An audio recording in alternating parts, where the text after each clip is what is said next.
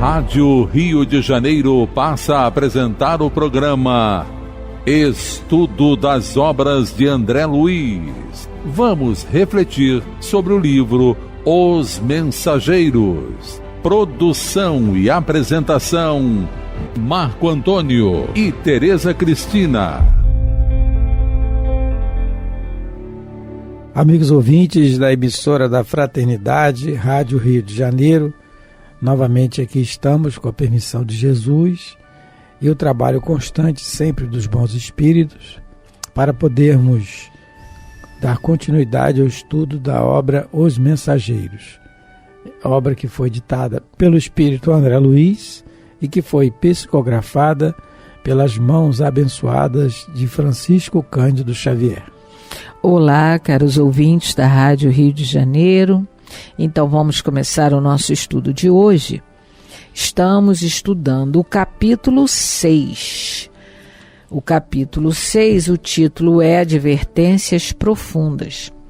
No último programa, nós continuando, a estudar a palestra do Telésforo, nós vimos que ele começou a dizer aos ouvintes sobre a questão de que a maioria deles tinham sido abonados antes da reencarnação. O que quer dizer isso?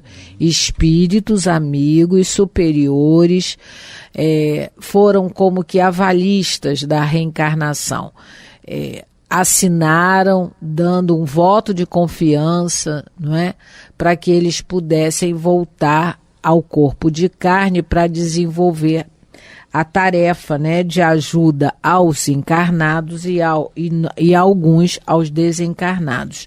E aí ele diz que eles não souberam servir de acordo com os ensinamentos de Jesus, porque a gente só quer servir, a maioria de nós, Nós gostamos de servir, mas servir ao nosso modo, do nosso jeito, com as nossas ideias.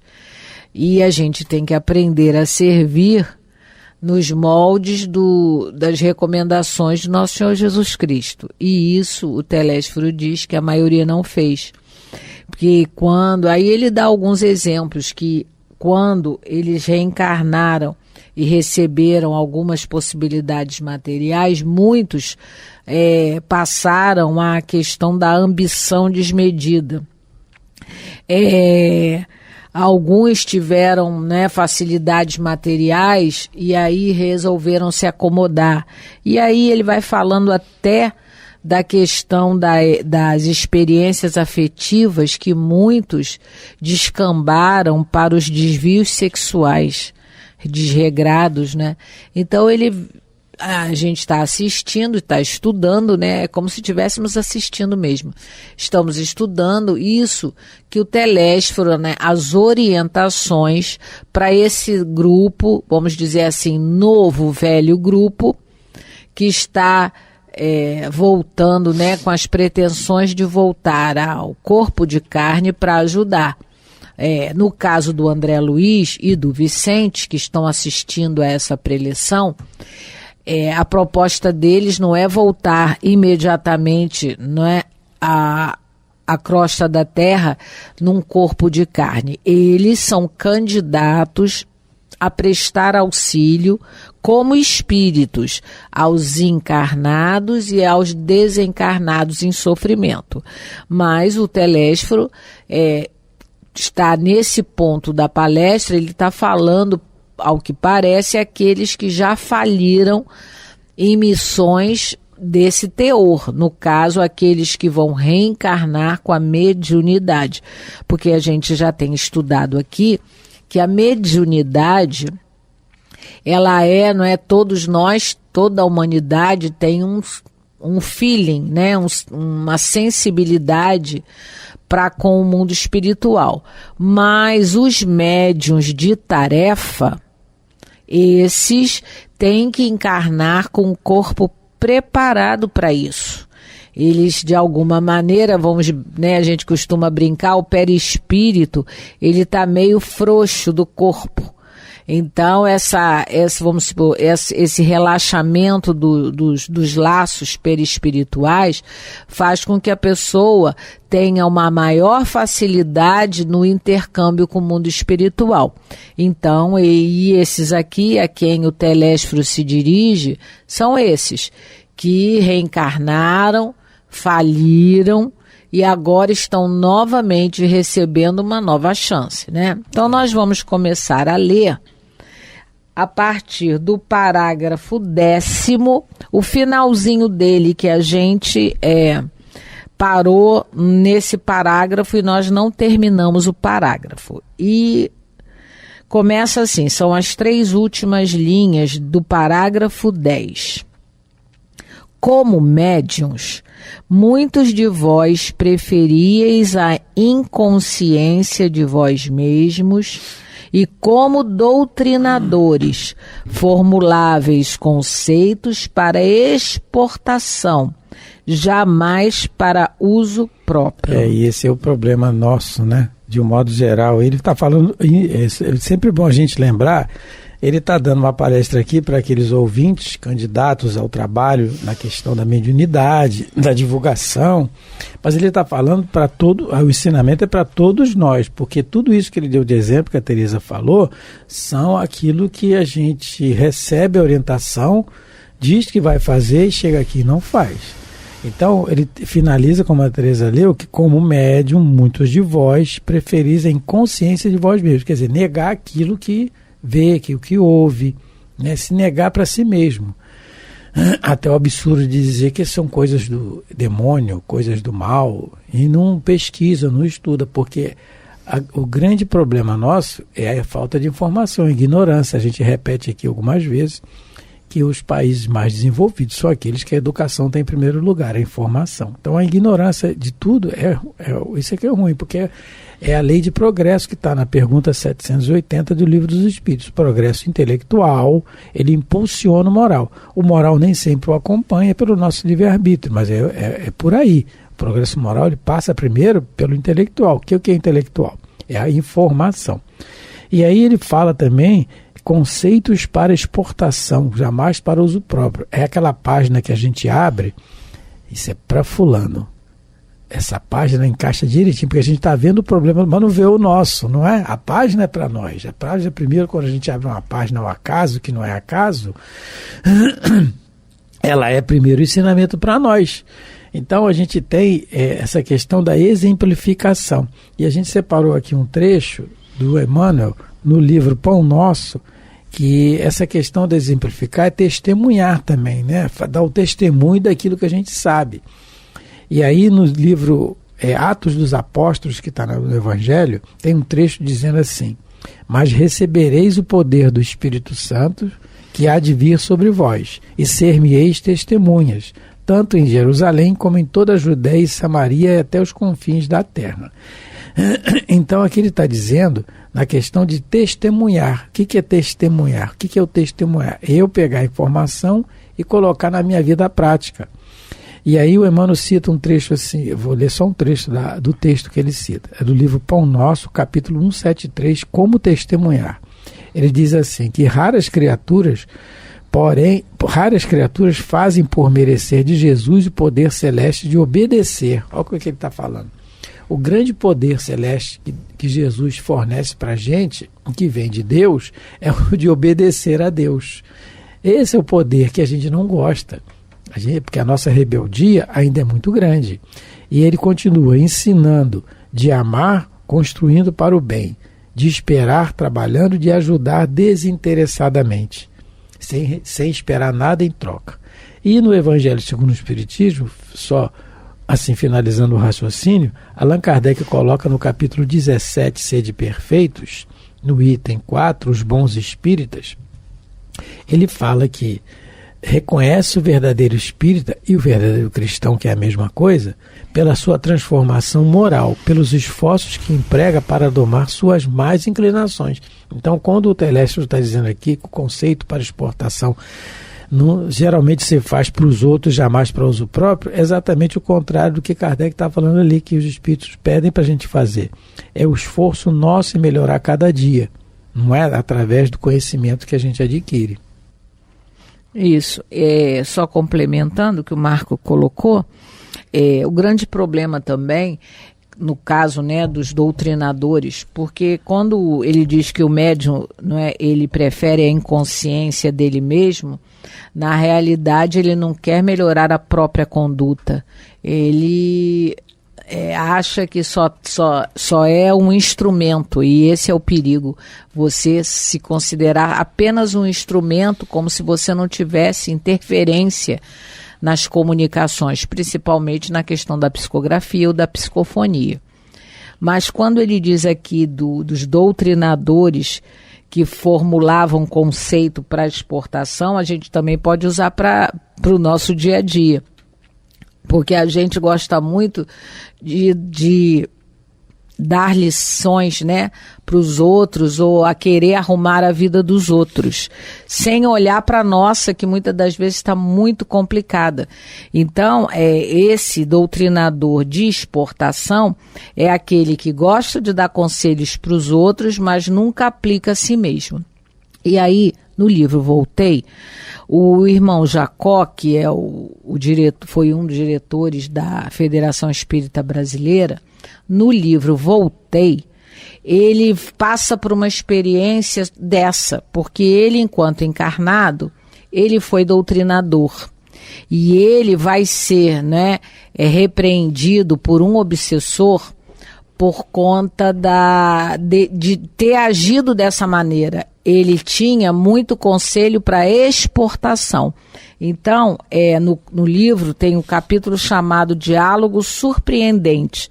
Ele está no mundo espiritual e ele encontra um obsessor de um alcoólatra, porque ele conhecia esse alcoólatra, né, essa pessoa encarnada alcoólatra, e ele vivia dialogando com esse obsessor, para o obsessor largar a criatura, né? E aí tinha lá o diálogo.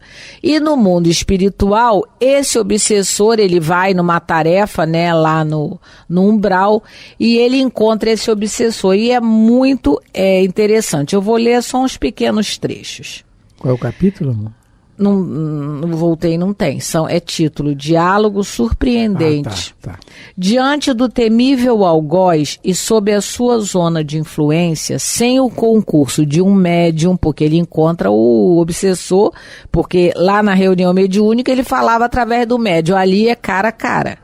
Qual se verificava nas doutrinações de outro tempo, tive o impulso de adiar a experiência. Aí ele não queria falar, não. Quando ele se viu cara a cara com o obsessor, ele falou, ai meu Deus, mas aí o Ornelas, que é o mentor dele aqui nessa tarefa, fala, não, vamos ficar assim. E aí ele fala, aí começa o diálogo com o obsessor. Eu não desisto, porque o cara falou, mas você não desiste, nem aqui você me deixa em paz. Aí ele diz, eu não desisto porque eu quero ser seu amigo e desejo trazer-lhe o espírito para a luz.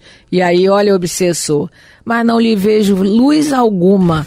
Como quer você dar o que não tem? Oh, meu Deus. Aí Jacó, ele virou para ele, aí falou sobre a caridade, mas o mais interessante é quando ele verdugo, né, diz assim, não lhe reconheço autoridade para conselhos. Olha aqui, né, a história aqui do doutrinador.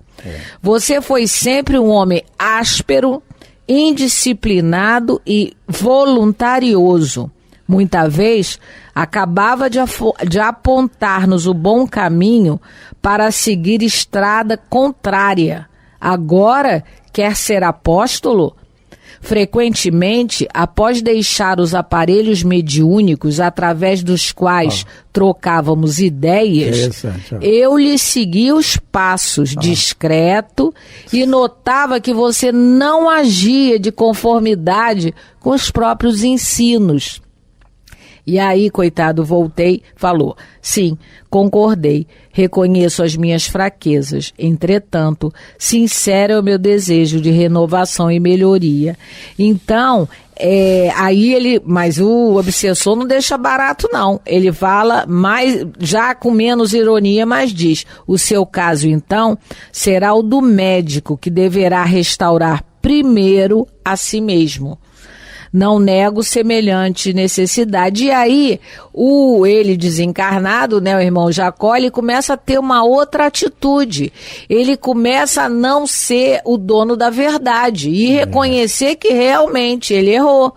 E aí, quem quiser, né, esse livro é muito bom. Muito bom. Né, eu voltei, é excelente. Necessário que a quem gente quiser leia, ler. Até porque, que a Teresa leu o trecho do livro, esse livro é muito bom que a gente leia e releia. É diálogo surpreendente. É um livro relatado por um indivíduo que era um homem de bem, era um homem bom, assim, no sentido geral do termo, né? Porque ele foi um grande trabalhador, gente, ele ajudou muita gente. Ele fez. Agora, o problema, o que o obsessor falou para ele, que você saía daqui depois de dar lição de moral e fazia outra coisa, não é que ele ia fazer coisas extravagantes, assim, pecaminosas, mas é pelo conhecimento que ele já tinha, ele era muito radical. Porque o obsessor está equivocado, é uma pessoa desequilibrada no mal e tal, mas ele não é burro, ele está vendo, é o que ele está dizendo, ele acompanha. Isso é muito importante na questão mediúnica, né? A reunião não termina ali, não. E nem começa ali. Ela começa antes e não termina. Ela continua, porque os espíritos nos acompanham, não é? Às vezes o espírito, ele está na reunião, incorporado, ele pode ficar hospitalizado na casa espírita ou não, mas companheiros dele estão esperando lá de fora para nos acompanhar. E sabe das coisas, sabe das nossas atitudes mentais. Porque o irmão Jacó, isso que eu ia falar, era um homem correto, um homem honesto, correto, trabalhador, e ajudou muita gente. A chegar ao ponto da pandemia da gripe espanhola, que na época a ignorância é muito grande, a gente viu agora o Covid, com toda a tecnologia e informação, tanta coisa que a gente passou, tanto discriminação. E isso na época lá da gripe espanhola, início do século XX, ele botou dezenas de pessoas dentro da casa dele para cuidar, desafiando todo mundo, família, sociedade, todo mundo. Ele era assim, ele ajudava mesmo. Mas tudo era o jeito como fala. É cobrança. E ele cobrava. Porque olha só, o que a gente pode resumir daqui e né, ficar de ensinamento para nós é lembrar do que Jesus falou. Por que você olha o cisco no olho do seu irmão e esquece da tua trave, a trave do teu olho? Porque se a gente não consegue ainda aplicar na gente todos os ensinamentos, né, que Jesus nos legou, que a gente não cobre de ninguém a postura de perfeição.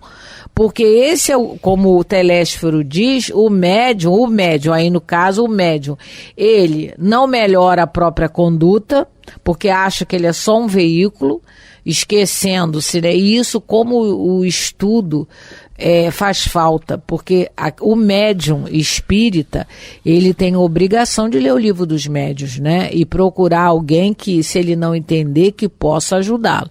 E o doutrinador, por sua vez, ele tem que entender, se ele não consegue ainda, não é, se comportar de uma maneira evangélica, vamos dizer assim, se ele ainda não se evangelizou, ele não pode cobrar uma santidade daqueles espíritos, porque a gente tem que entender também que o obsessor de hoje foi vítima, muito, em algum momento, nossa vítima de ontem.